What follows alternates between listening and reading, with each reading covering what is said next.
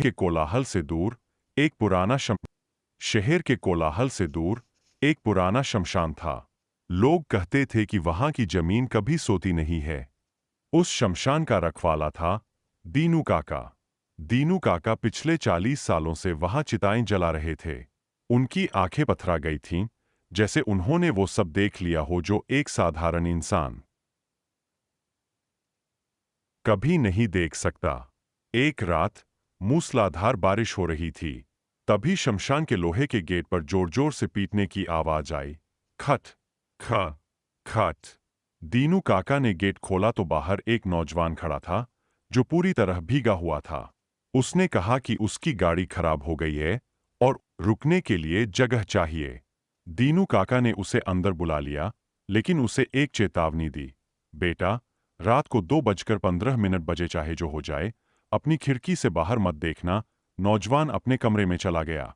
उसे लगा दीनू काका बस उसे डरा रहे हैं। जैसे ही रात के 2:15 बजे, उसे बाहर से किसी के पायल की छन छन सुनाई देने लगी। साथ ही उसे ऐसा महसूस हुआ जैसे कोई लोहे की चीज को दीवार पर रगड़ रहा है। चर चर। नौजवान से रहा नहीं गया और उसने अपनी खिड़की का पर्दा हटा दिया। बाहर का नजारा देख उसके रोंगटे खड़े हो गए। शमशान की हर जलती हुई चिता के पास वही साया खड़ा था जो उसने होटल और लिफ्ट वाली कहानियों में सुना था। उन सायों के हाथों में वही लंबे नाखून थे जिनसे वे दीवारों पर निशान बना रहे थे।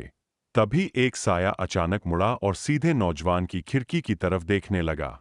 उसकी आंखें नहीं थीं, बस दो खाली गड्ढे थे जिनसे खून बह रहा था। नौजवान चीखते हुए पीछे हटा, लेकिन दरवाजा अपने आप बंद हो गया। उसे कमरे के अंदर वही सड़ने की बदबू आने लगी। अचानक उसे अपने पीछे किसी का भारी सांस लेने का एहसास हुआ। जब उसने पीछे मुड़कर देखा, तो वहां कोई नहीं था, बस दीवार पर ताजा खून से लिखा था, अगली चिता तुम्हारी है। अगली सुबह जब दीनू काका कमरे में गए, तो वहां कोई नहीं था। बस फर्श पर नौजवान के जूते पड़े थे और दीवारों पर नाखूनों के गहरे निशान थे।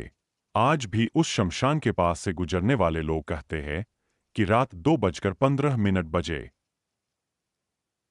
वहां एक अजनबी की चीख